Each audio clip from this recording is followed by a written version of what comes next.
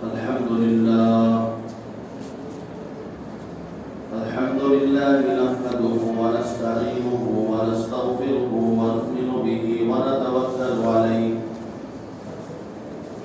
ونعوذ بالله من شرور أنفسنا ومن سيئات أعمالنا من يهده الله فلا مضل له ومن يضلل فلا هادي له ونشهد أن لا إله إلا الله وحده لا شريك له ونشهد أن سيدنا وشفيعنا وحبيبنا ومولانا محمدا عبده ورسوله أما بعد فقد قال الله تبارك وتعالى في القرآن المجيد أعوذ بالله من الشيطان الرجيم بسم الله الرحمن الرحيم وإذ أخذ الله ميثاق النبيين لما آتيتكم من كتاب وحكمة ثم جاءكم رسول مصدق لما معكم لتؤمنن به ولتنصرنه قال أقررتم وأخذتم على ذلكم إصري قالوا أقررنا قال فاشهدوا وأنا معكم من الشاهدين صدق الله العظيم. قال النبي صلى الله عليه وسلم وَلَقَدْ أُخِفْتُ فِي اللَّهِ وَلَا يُخَافُ أَحَدٌ وَلَقَدْ أُوذِيتُ فِي اللَّهِ وَلَمْ يُؤْذَ أَحَدٌ وَلَقَدْ أَتَتْ عَلَيَّ 30 مِنْ يَوْمٍ وَلَيْلَةٍ مَا لِي وَلِبِلَالٍ طَعَامٌ يَأْكُلُهُ ذُو كَبِدٍ إِلَّا شَيْءٌ مَا يُوَارِيهِ إِبْطُ بِلَالٍ رواہ الترمذی اور کما قال رسول اللہ صلی اللہ علیہ وسلم. محترم حاضرین، اللہ تبارک و تعالی کی بے شمار نعمتوں میں سے ایک نعمت ہمیں یہ ملی ہے کہ اللہ نے ہمیں حضرت محمد صلی اللہ علیہ وسلم کی امت میں پیدا فرمایا. آپ کی شان، آپ کی رفعت، آپ کی بلندی، آپ کا مقام،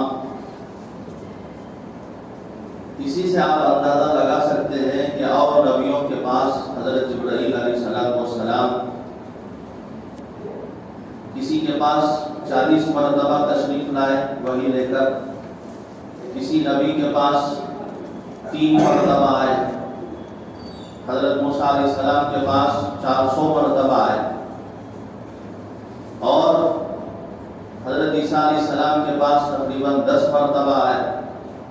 لیکن رسول پاک صلی اللہ علیہ وسلم کی خدمت میں وحی لے کر حضرت جبرائیل علیہ السلام 24,000 مرتبہ آئے. تو آپ اسی سے اندازہ لگا سکتے ہیں کہ اللہ نے کیا مقام آپ کا عطا فرمایا. دشمن جتنا آپ کو برا بھلا کہے گا، آپ کی شان میں جتنی گستاخی کی جائے گی، اتنا ہی اللہ تبارک و تعالیٰ سربلندی، سرفرازی، رفعت، مقام اللہ تعالیٰ رسول پاک صلی اللہ علیہ وسلم کے لیے عطا فرمائے. آپ پوری دنیا کے اندر غور کریں، اذان ہوتی ہے، اقامت ہوتی ہے.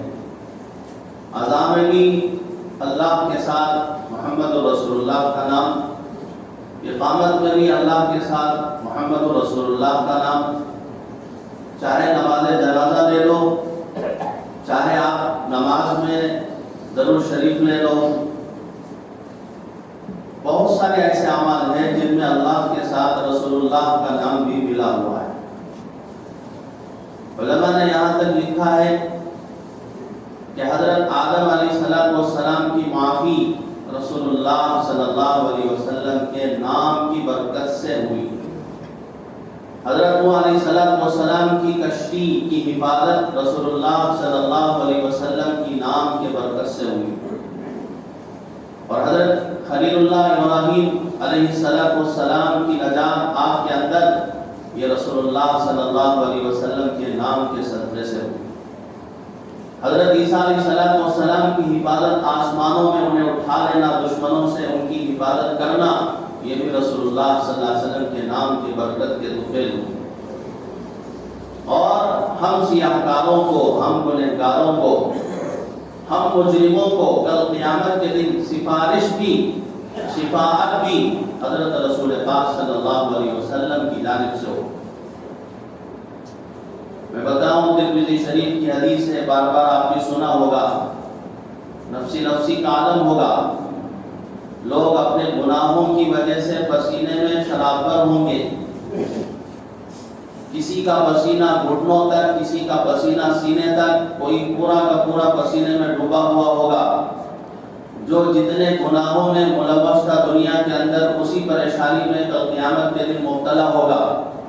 اسی لیے کہتے ہیں کہ لذت کے شوق میں گناہ مت کر، لذت کے شوق میں گناہ مت کر، لذت جاتی رہے گی اور گناہ کا وبال تیرے سر پر آ کھڑا ہوگا۔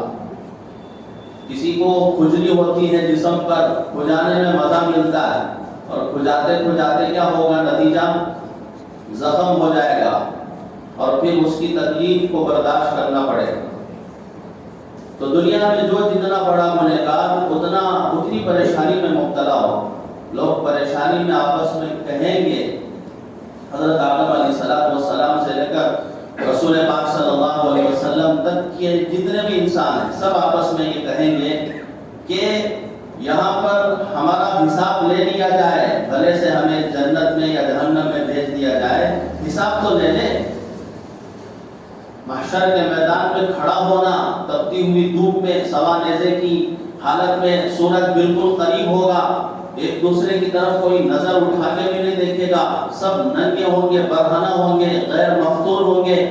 دنیا میں جس حالت میں ختنے کے بغیر آئے تھے اور کپڑے کے بغیر آئے تھے، اسی حال میں سارا کا سارا مجمع کل قیامت کے دن کھڑا ہوگا، نفسی نفسی کا عالم ہوگا، اللہ غصے میں ہوں گے، اور کسی کو سفارش کرنے کا حق نہیں ہوگا، کسی کو سفارش کرنے کا حق نہیں ہوگا۔ ہر ایک پریشان ہوں گے اور یہاں تک کہیں گے کہ ہمارا حساب لے لیا جائے، بھلے سے ہمیں جہنم میں جانا پڑے، چھٹکارا تو مل جائے یہاں سے۔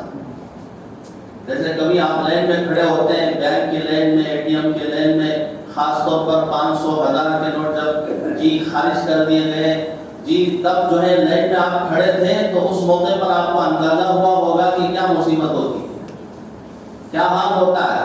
دنیا کا یہ حال ہے تو سب کی آخرت کا کیا حال ہوگا۔ سب کے سب حضرت آدم علیہ السلام کے پاس جائیں، حضرت آدم علیہ السلام کہیں گے کہ یہ میرا حق نہیں ہے، میں نے دنیا کے اندر ایک چوک کیا، ایک میرے سے غلطی ہوئی، اس کی وجہ سے میں پریشان ہوں۔ اگر اللہ سوال کر لے تو میں کیا جواب دوں گا؟ حضرت آدم علیہ السلام حضرت نوح علیہ السلام کے پاس بھیج دیں گے۔ حضرت نوح علیہ السلام کہیں گے میں سفارش نہیں کر سکتا، میں نے اپنے بد عمل، برے عمل بیٹے کے متعلق اللہ سے سفارش کر لی تھی، اگر اللہ اس تعلق سے پوچھ لے تو میں کیا جواب دوں گا؟ یہ میرا حق نہیں ہے، آپ جائیے حضرت موسیٰ علیہ السلام کے پاس۔ حضرت موسیٰ علیہ السلام کے پاس جائیں گے تو حضرت موسیٰ علیہ السلام کہیں گے میں نے ایک آدمی کو مکہ مارا، مارنے کا ارادہ نہیں تھا، اس مکے کی وجہ سے وہ مر گیا، انتقال ہو گیا، اگر اس تعلق سے اگر اللہ مجھ سے پوچھ لے تو میں کیا جواب دوں گا؟ مجھے اپنی غلطی کا احساس ہے، میں یہ کام نہیں کر سکتا۔ آپ جائیے حضرت ابراہیم خلیل اللہ کے پاس، حضرت ابراہیم خلیل اللہ بھی کہیں گے مجھ سے 3 جھوٹ سرزد ہوئے دنیا کے اندر، حقیقت میں محدثین لکھتے ہیں وہ 3 جھوٹ نہیں تھے، وہ توریہ، ایک لفظ بول کر دوسرا معنی مراد ہے۔ لفظ بولا جاتا ہے ایک لفظ، سامنے والے کو کوئی اور معنی سمجھ میں آتا ہے اور کہنے والا اپنے ذہن کے اندر دوسرا معنی مراد لیتا ہے، وہ جھوٹ نہیں ہے، اسے توریہ کہتے ہیں۔ حضرت ابراہیم علیہ السلام نے 3 توریہ دنیا کے اندر کہے اور اس تعلق سے ڈر رہے ہیں اگر اللہ مجھے پوچھ لے تو میں کیا جواب دوں؟ حضرت ابراہیم علیہ السلام حضرت عیسیٰ کے پاس بھیج دیں گے، حضرت عیسیٰ علیہ السلام کہیں گے کہ مجھ سے بھی یہ کام نہیں ہو سکے گا، کیوں؟ اس لیے کہ میری امت نے مجھے خدا مان لیا ہے، میری امت نے مجھے معبود بنا لیا تھا، اگر اس تعلق سے اللہ پوچھ لے تو میں کیا جواب دوں گا؟ آپ جائیے سید الانبیاء سید الانبیاء سرور کائنات حضرت محمد عربی صلی اللہ علیہ وسلم کے پاس جائیے، انہی کا یہ حق ہے، وہی سفارش کر سکیں گے۔ حضرت محمد صلی اللہ علیہ وسلم کے پاس امت جائے گی، آپ صلی اللہ علیہ وسلم فرمائیں گے ہاں ہاں میں ہی سفارش کر سکتا ہوں، مجھے ہی شفاعت کا حق اللہ نے دیا ہے، یہ میرا ہی حق ہے، میں اللہ سے ضرور تمہارے حق میں سفارش کروں گا۔ رسول پاک صلی اللہ علیہ وسلم خوب تعریف کریں گے، اللہ کی خوب تعریف کریں گے اور سجدہ ریز ہو کر اللہ کی تعریف کریں گے۔ اللہ تعالیٰ فرمائیں گے ارفع راسک یا محمد، اے محمد اپنا سر اٹھائیے، آپ اپنے سر کو اونچا کیجئے، اشفع تشفع، شفاعت کیجئے، ہم شفاعت آپ کی قبول کریں، آپ سفارش کیجئے، آپ کی سفارش کو ہم قبول کریں۔ اور رسول پاک صلی اللہ علیہ وسلم نے فرمایا میرے خدا نے مجھے یہ اختیار دیا، چاہے تو تم اپنی پوری امت میں سے نصف امت کو جنت میں داخلہ دلوا لو، یا تو یہ کام کرو یا تو یہ ہے کہ آپ سفارش کر لو، شفاعت قبول کرو۔ حق شفاعت کا حق اللہ نے مجھے عطا فرمایا، یا تو آپ اپنی امت کے لیے سفارش کر لو، یہ آپ کو ہم آپ کو اختیار دیتے ہیں، یا نہیں تو آپ کی پوری امت میں سے آدھی امت کو ہم بغیر حساب کتاب میں جنت میں داخل کرتے ہیں۔ قربان جائیے رسول پاک صلی اللہ علیہ وسلم پر، آپ نے آدھی امت کو جنت میں داخلہ لینے کا جو حق تھا اسے لیا نہیں، بلکہ کیا لیا، بلکہ فرمایا کہ سفارش اور شفاعت کا حق عطا لے لیا۔ سفارش کا حق، شفاعت کا حق اگر میں لے لوں تو تمام امت مسلمہ کے حق میں میں کر سکتا ہوں سفارش۔ اگر آدھی امت کا حق اگر لے لوں کہ آدھی امت کو بغیر حساب کتاب کے جنت میں داخلہ، اگر یہ حق لے لیتا تو آدھی امت بچ جاتی، لیکن سفارش اور شفاعت کا حق یہ ہے کہ ہر ایک کے تعلق سے میں سفارش کر سکتا ہوں، چاہے بڑا گنہگار ہو چاہے چھوٹا گنہگار، چاہے نیک لوگ ہیں چاہے برے لوگ ہیں، نیک لوگوں کے حق میں سفارش کروں گا کہ ان کے درجات کو بلند کر دیا جائے، گنہگاروں کے تعلق سے سفارش کروں گا کہ یا اللہ ان کے صغائر کو معاف کر دیا جائے، اور جو جہنم میں جا چکے ہیں ان کے حق میں سفارش کروں گا کہ یا اللہ ان کے عذاب میں تخفیف فرما دے، یا نہیں تو ان کو جہنم سے نکال دیجیے۔ رسول پاک صلی اللہ علیہ وسلم سے فرمایا جائے گا، کہا جائے گا اے اللہ کے نبی تم جہنم میں جاؤ اور جا کر جتنے بھی آپ کی امت میں سے ان کے دل کے اندر رائی کے دانے کے برابر بھی ایمان کا ذرہ ہو اسے بھی جہنم سے نکال دیجیے۔ اور ذرہ آپ جانتے کسے کہتے ہیں؟ سورج کی شعاعیں جب پڑتی ہیں تو اس موقع پر ذرے فضاؤں میں اڑتے پھرتے ہیں، تو وہ ذرہ ہے، اس کا کوئی جز نہیں ہوتا، اسے تفریق نہیں کیا جاتا، اسے نصف نہیں کیا جاتا، اس کو ذرہ کہا جاتا ہے، جزء لا یتجزا کو ذرہ کہا جاتا ہے۔ اس ذرے کے برابر بھی کسی کے دل کے اندر، اتنا برابر بھی اگر کسی کے دل کے اندر ایمان ہو تو اسے بھی جہنم سے نکالے۔ اور جب رسول پاک صلی اللہ علیہ وسلم جہنم سے اپنی ان امتیوں کو گنہگار امتیوں کو نکال لیں گے تو پھر اللہ فرمائیں گے کہ اب میرا حق ہے، اب میرا حق ہے کہ محمد صلی اللہ علیہ وسلم کے صدقے طفیل سے آپ کی فضیلت اور آپ کی بلندی بتانے کے لیے، اس امت کی شرافت اور اس امت کی بلندی بتانے کے لیے اللہ فرمائیں گے مجھے بھی یہ حق بنتا ہے کہ میں بھی جہنم سے ان لوگوں کو نکال دوں جہاں تک رسائی رسول پاک صلی اللہ علیہ وسلم تک آپ کی نہیں ہوگی۔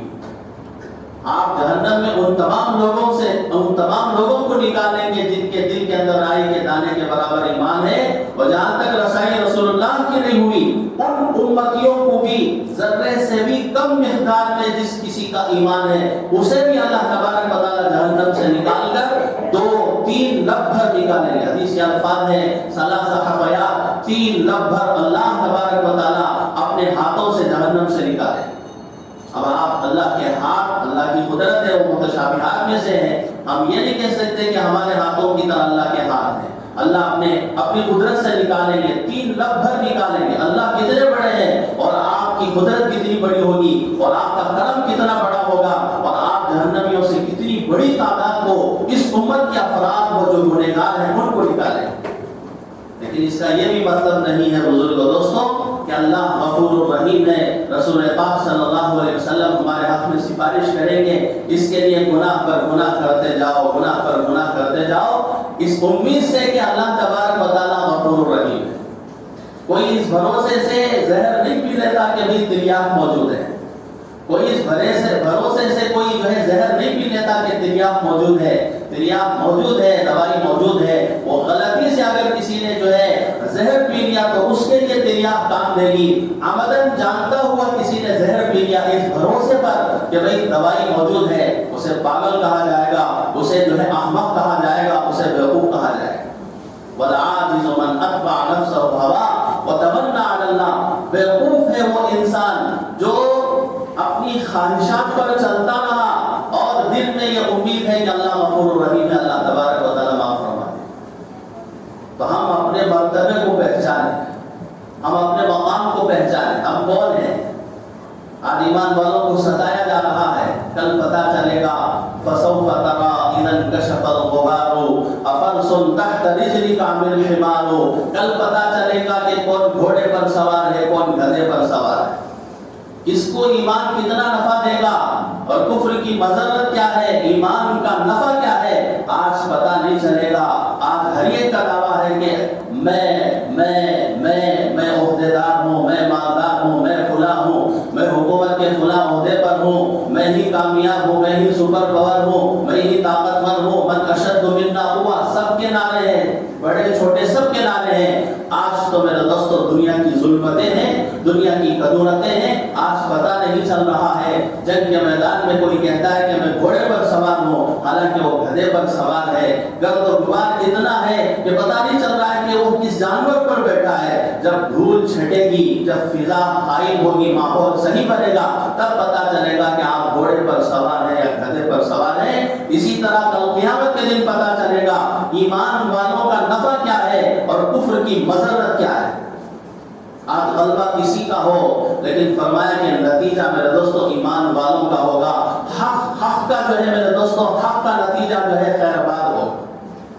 حضرت رسول پاک صلی اللہ علیہ وسلم کی امت میں اللہ نے ہمیں پیدا فرمایا، اس کے لیے آپ جتنا بھی شکر ادا کریں بہت کم ہے۔ اللہ کی نعمتوں پر جب بندہ شکر ادا کرتا ہے تو حدیث کے اندر ہے التائب الشاکر بمنزلۃ الصائم الصابر۔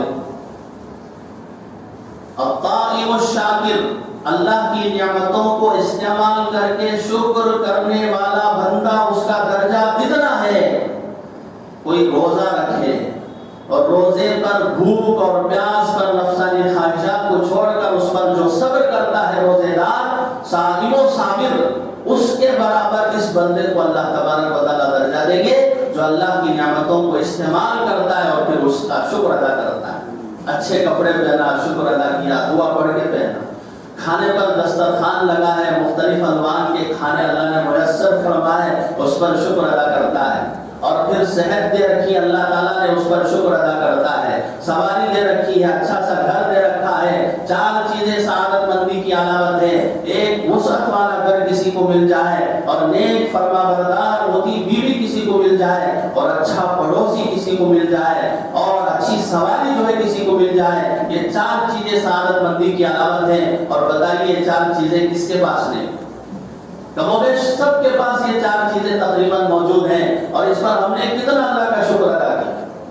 اللہ کے نبی نے فرمایا التائب الشاکر بمنزلۃ الصائم الصابر، جو بندہ اللہ کی نعمتوں کو کھا کر استعمال کر کے شکر ادا کرتا ہے، وہ بندہ کس کے برابر ہے؟ جو روزے دار ہو اور روزے پر صبر کرتا ہو، گرمی کے موسم کے روزے رکھتا ہے اور اس پر صبر کرتا ہے، اسے جتنا ثواب ملے گا اس بندے کو بھی اتنا ہی ثواب ملے گا۔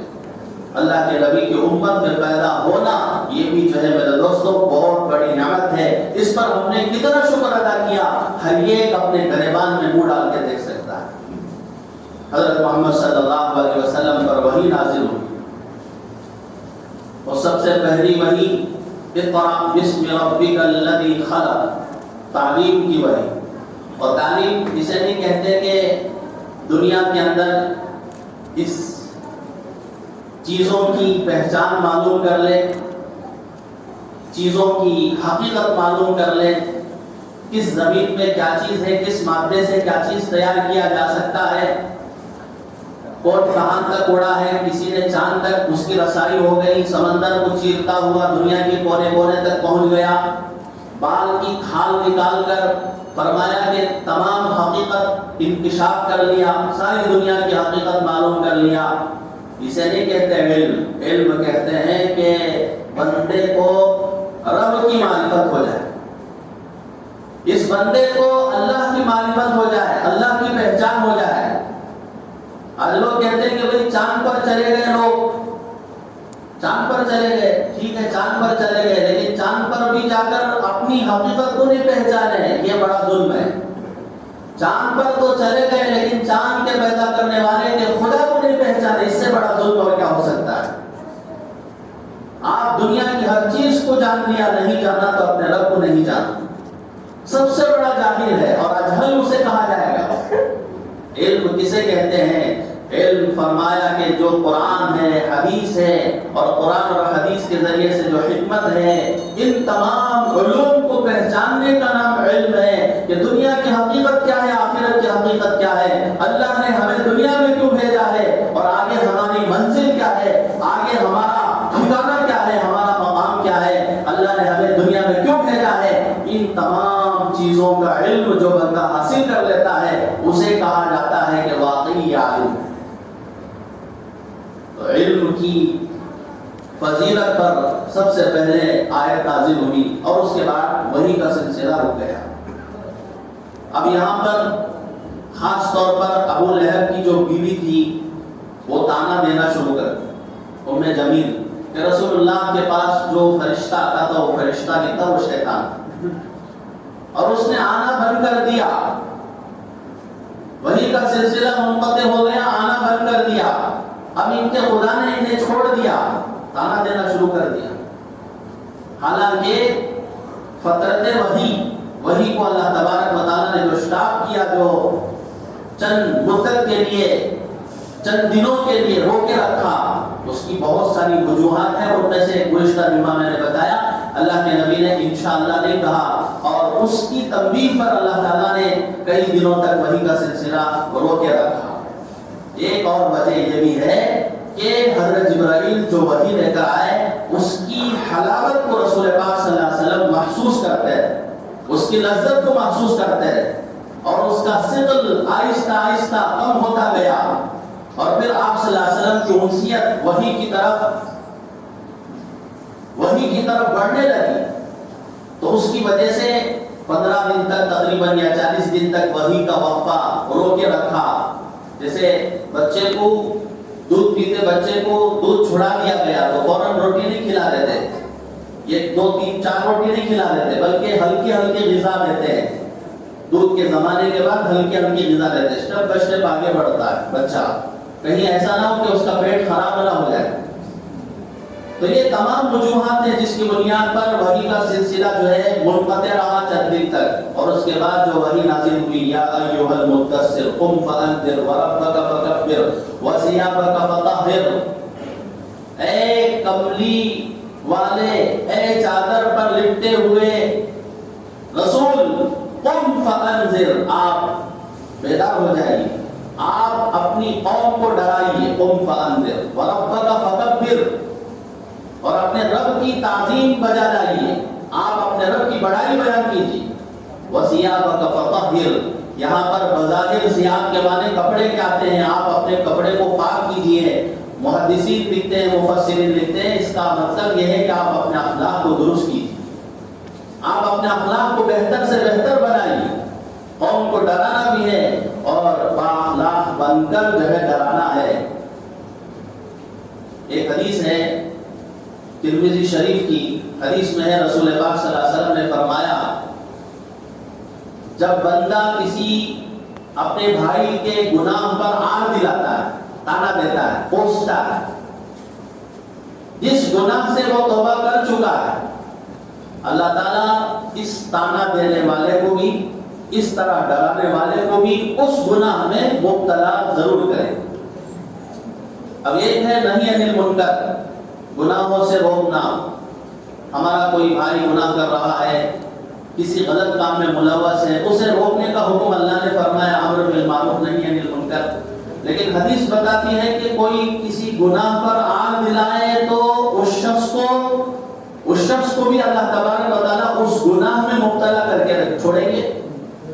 بظاہر آیت قرآنیہ اور حدیث مبارکہ میں تعارض نظر آتا ہے، لیکن محدثین فرماتے ہیں یہاں پر جو طعنہ دینا ہے شفقت کے جذبے کے بغیر، اگر کوئی کسی گناہ سے روکتا ہے اور روکنے والے کے اندر شفقت کا جذبہ نہیں ہے، بڑائی ہے، تکبر ہے، گھمنڈ ہے، اور چڑھتے ہوئے، کراہتے ہوئے اور اسے چھوٹا سمجھتے ہوئے گنہگار کو اس طور پر اگر گناہ پر آگ دلاتا ہے، گناہ پر طعنہ دیتا ہے، تو ایسے شخص کے لیے اس حدیث میں وعید ہے۔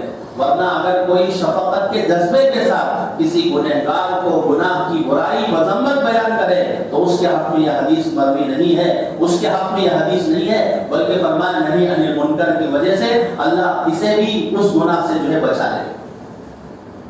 تو کوئی بھی نبی آتے تھے تو بشیر و نذیر بنا کر اللہ بھیجتے۔ بشیر کے معنی خوشخبری سنانے والے، نذیر کے معنی ڈرانے والے۔ اور ایک پوائنٹ کی بات بتا دوں، نذیر کے معنی صرف ڈرانے والے نہیں ہیں، شفقت کے ساتھ ڈرانے والے۔ جیسے پولیس ڈراتا ہے، اس طرح کا ڈرانے والا نہیں ہے۔ جس طرح کوئی بڑا ڈاکو جو ہے چھوٹے لوگوں کو ڈراتا ہے، اس طرح ڈرانے والا نہیں ہے۔ کیسے ڈرانا؟ شفقت کے جذبے کے ساتھ ڈرانا، جیسے ماں باپ اپنے بچوں کو ڈراتے ہیں، جیسے استاد اپنے شاگرد کو ڈراتا ہے، جیسے شیوخ اپنے مریدین کو ڈراتے ہیں، اس طرح شفقت کے ساتھ ڈرانا۔ اور اللہ کے نبی کو اللہ تبارک و تعالیٰ نے کبھی نام سے نہیں بلایا۔ اور انبیاء کا نام لے لیجیے قرآن کے اندر، یا موسیٰ، یا عیسیٰ، یا آدم، یا ابراہیم، نام کے ساتھ خطاب کیا گیا ہے۔ لیکن سرور کائنات حضرت محمد عربی صلی اللہ علیہ وسلم کا جب آپ کو خطاب کرنے کا موقع آیا تو اللہ نے فرمایا، یا ایھا المزمل، یا ایھا المدثر، طٰہٰ، یاسین، یا ایھا النبی۔ جس نبی کا احترام اللہ کرتے ہو، اس نبی کی عظمت کتنی ہو، اللہ۔ یا ایھا المدثر، یہاں پر خطاب کیا گیا، اے چادر لپٹے ہوئے نبی۔ عرب کے ہاں کبھی آدمی جو ہے محبت میں اپنے دوست کو بلاتا، وہ دوست جس حال میں رہتا اس حالت کا بیان کرتا۔ جیسے حضرت علی رضی اللہ تعالیٰ عنہ ایک مرتبہ بغیر حصیر کے، بغیر بستر کے مسجد میں لیٹے ہوئے ہیں اور مٹی پر لیٹے ہوئے ہیں، اور مٹی کا کچھ اثر آپ کے جس میں ادھر پر تھا حضرت علی کے۔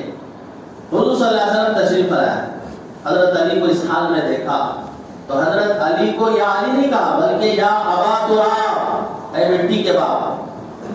یعنی حالت ویسی تھی کہ مٹی سے لگے ہوئے تھے۔ تو اسی طرح رسول پاک صلی اللہ علیہ وسلم چادر میں لپٹے ہوئے تھے۔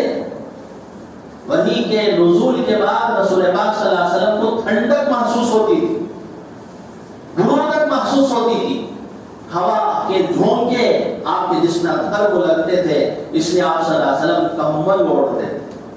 تو اللہ کے نبی سے فرمایا، یا ایھا المدثر قم فانذر، اب آپ کا مشن شروع ہو گیا ہے، آپ کی ذمہ داری شروع ہو گئی ہے، آپ کا کام شروع ہو گیا ہے۔ اب سونے کا وقت نہیں ہے، اب آرام کرنے کا وقت نہیں ہے، اب ذمہ داری کو نبھانے کا وقت ہے۔ حضرت خدیجہ رضی اللہ تعالیٰ عنہا کہتی ہے، نبوت ملنے کے بعد رسول پاک صلی اللہ علیہ وسلم نے کبھی چین سے نہیں سویا، کبھی چین سے نہیں سویا۔ اور آپ کا بستر بتاؤں، آپ کا بستر کی حالت یہ تھی کہ آپ کا بستر کوئی نرم بستر نہیں ہوتا تھا۔ آپ کے تکیے کے متعلق حدیث میں ہے کہ آپ کے تکیے کے اندر کھجور کے درخت کا بھونسا بھر کر اسی کو تکیہ رسول پاک صلی اللہ علیہ وسلم نے بنایا۔ اور آپ کے گھر کی حالت بتاؤں، ایک کھجور باقی تھا گھر کے اندر، اس کو رسول پاک صلی اللہ علیہ وسلم نے کھا لیا، صرف ایک ہی کھجور تھا، اور آپ صلی اللہ علیہ وسلم پوری رات کروٹیں بدل رہے ہیں۔ ازواج مطہرات نے پوچھا، صحابہ نے پوچھا، اللہ کے نبی کیا بات ہے؟ کہا کہ کھجور تھا، بھوک کا عالم یہ تھا کہ مجھے رہ نہیں اس کھجور کو میں نے کھا لیا. اب بتائیں وہ کھجور ہدیے کا تھا یا صدقے کا؟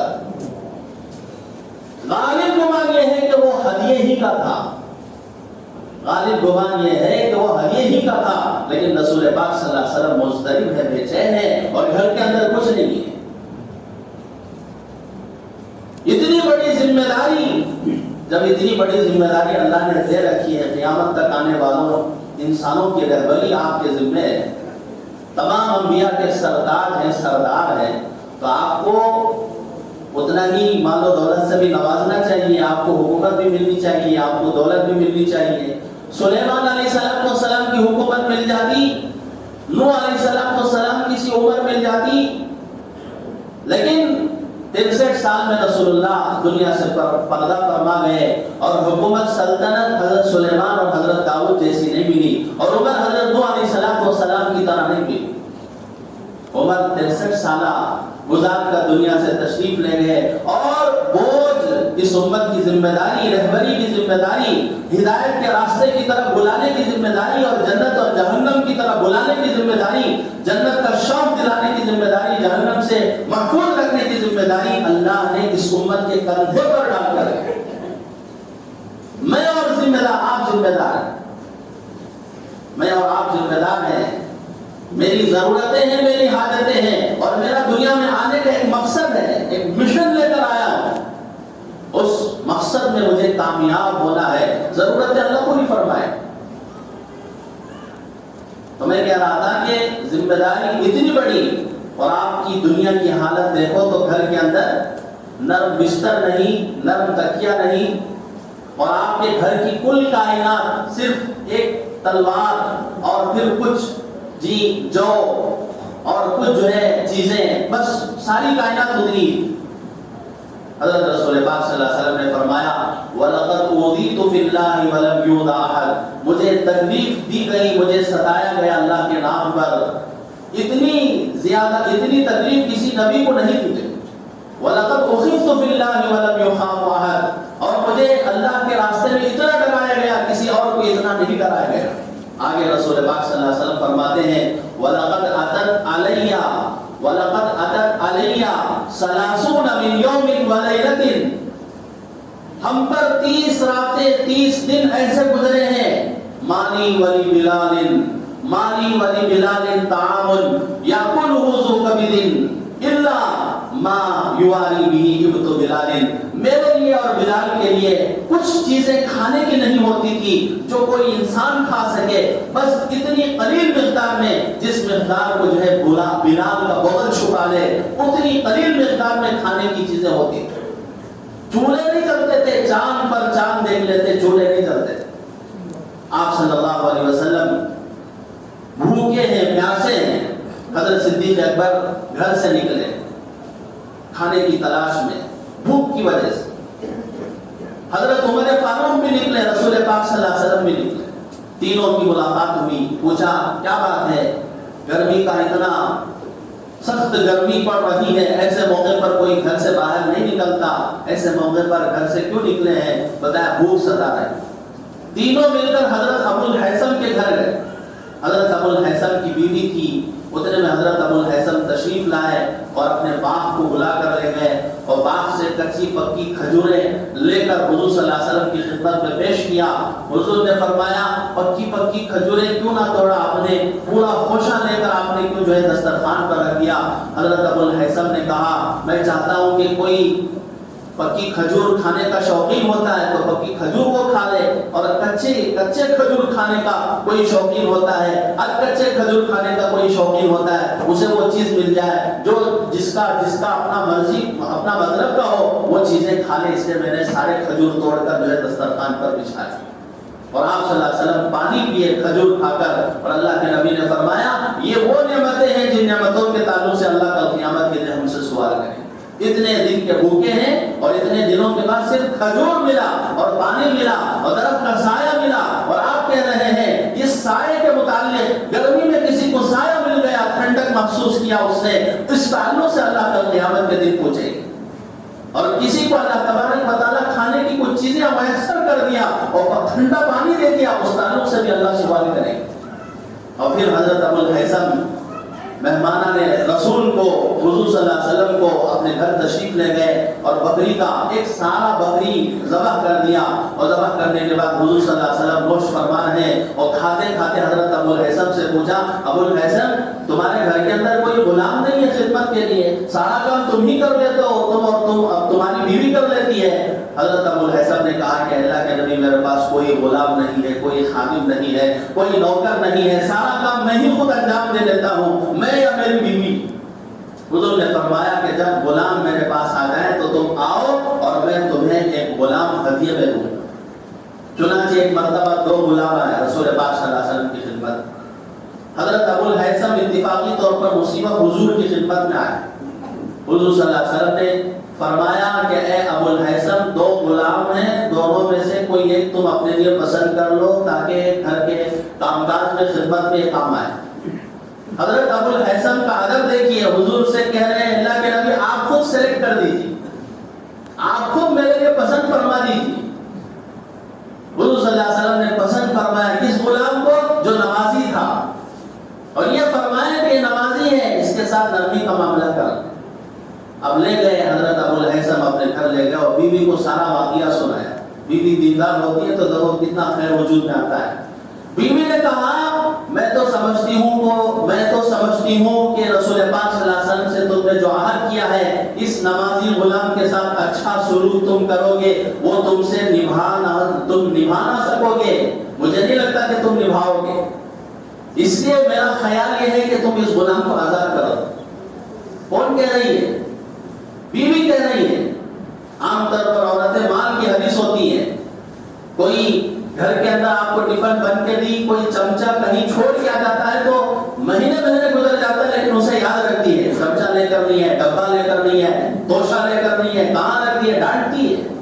لیکن حضرت ابو الہیثم کی بیوی کہہ رہی ہے اللہ کے نبی نے فرمایا ہے کہ اس کی رعایت کرنا یہ نمازی ہے، یہ اشارہ ہے کہ تم اسے آزاد کر دو، آزاد کرو گے تو پھر عہد کو پورا کر سکو گے تم۔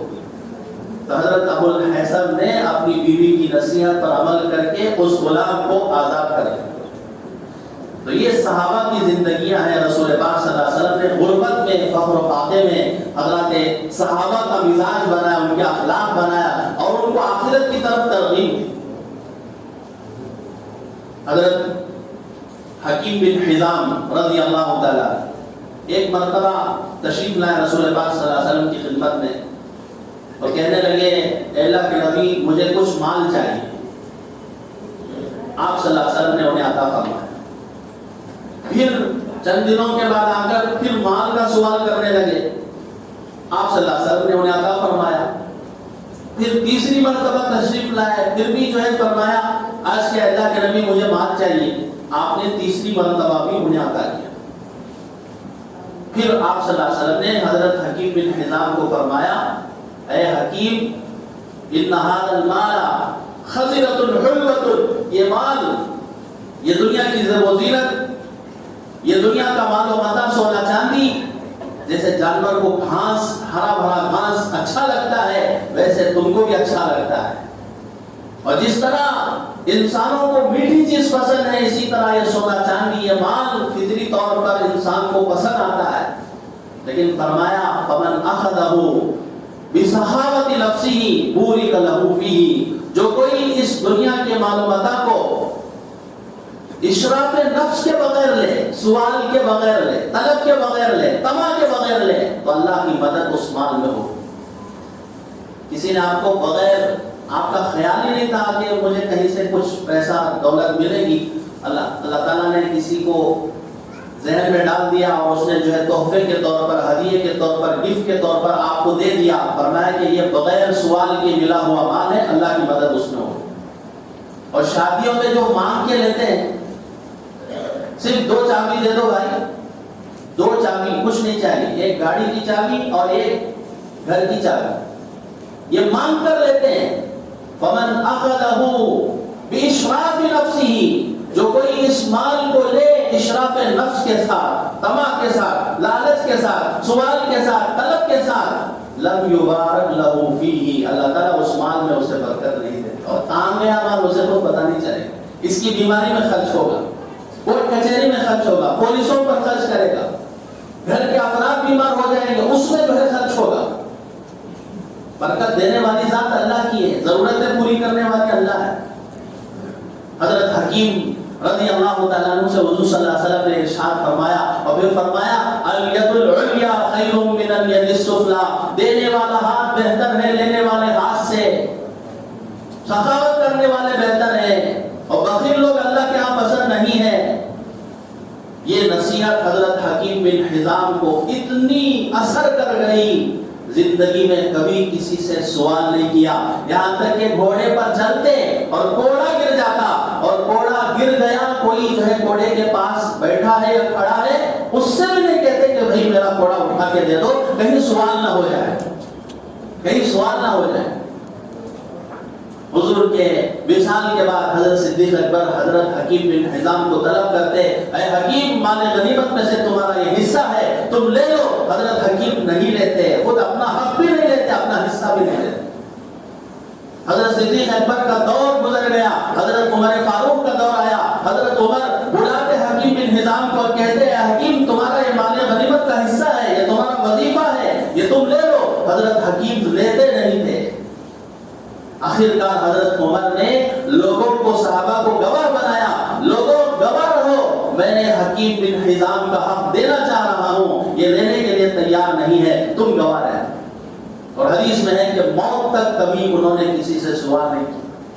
یہ رسول پاک صلی اللہ علیہ وسلم کی تربیت ہے۔ جب مدینے سے نکلے تو تنہا اکیلے، حضرت صدیق اکبر ساتھ تھے، اور محنت ہوتی گئی، محنت ہوتی گئی، محنت ہوتی گئی، یہاں تک کہ فتح مکہ کے موقع پر 10,000 صحابہ کا مجمع تھا، اور جب دنیا سے الوداع کہا رسول پاک صلی اللہ علیہ وسلم نے، 1.25 لاکھ سے زیادہ حضرت صحابہ کی نماز۔ وہ کیسی قوم تھی جو کیسی ہو گئی، کہاں تھے، کیا مرتبہ تھا، کیا مقام تھا، رسول اللہ کے غلام بنے تو اللہ نے ان کی غلامی کی برکت سے ان کو بھی چمکا دیا۔ آج ہم بھی کی محمد سے وفا تو نے، ہم تو تیرے ہیں، یہ جہاں چیز ہے کیا وہ قلم تیرے۔ آج ہم ذلیل اور خوار ہوئے ہیں، آج لوگ ہم پر اعتراض کر رہے ہیں، اصل وجہ یہی ہے میرے دوستو، ہم نے رسول پاک صلی اللہ علیہ وسلم کا حق ادا نہیں کیا، آپ کے غلامی کا حق ادا نہیں کیا۔ آپ کے 5 حقوق ہیں، اگلی جمعہ میں بتاؤں گا، وہ حقوق کیا ہے سرسری طور پر آپ سن لیجئے۔ ایک حق تو یہ ہے کہ اللہ کے نبی پر ہم ایمان لائے، دوسرا حق یہ ہے کہ آپ سے محبت کرے، اور تیسرا حق یہ ہے کہ آپ کی عظمت بجا لائے، آپ کا ادب بجا لائے، اور چوتھا ایک حق یہ ہے کہ آپ کی اطاعت کرے، 5واں یہ حق یہ ہے کہ آپ پر درود و سلام کا نذرانہ پیش کرے۔ جمعہ کے دن درود و سلام جو کثرت سے پڑھتا ہے، اللہ تعالیٰ فرماتے ہیں انہا تکفی ہمکا ویکفی ذنبکا، اللہ کے نبی نے فرمایا جو مجھ پر کثرت سے درود بھیجتا ہے، اللہ تعالیٰ اس کی پریشانیوں کو، اس کی مصیبتوں کو دور کر دیتے ہیں، اور آخرت میں اس کے گناہوں کو مٹا دیتے ہیں۔ دنیا بھی بنے گی، آخرت بھی بنے گی، دونوں ہاتھ پہ لٹو ہیں۔ کثرت درود پڑھنے کا نتیجہ ہے کہ اللہ تعالیٰ پریشانیوں سے نجات عطا فرماتے ہیں، اور آخرت میں اللہ مغفرت کر دیتے ہیں، اور یہی 2 چیزیں انسان کے مطلوب ہیں، دنیا بھی صحیح بن جائے، آخرت بھی صحیح بن جائے۔ ربنا آتنا فی الدنیا حسنہ وفی الآخرۃ حسنہ، جس کی ہم بھیک مانگتے ہیں اس کا علاج معلوم ہو گیا کہ درود شریف کی کثرت ہے۔ اللہ سے دعا کرے اللہ تعالیٰ ہمیں رسول پاک صلی اللہ علیہ وسلم کا حق ادا کرنے، آپ کی عظمت بجانا ہے، آپ کی محبت کرنے اور آپ کی اطاعت کرنے کی، اور آپ پر کثرت سے درود شریف پڑھنے کی اللہ تعالیٰ ہم تمام کو توفیق نصیب فرمائے۔ وآخر دعوانا الحمدللہ۔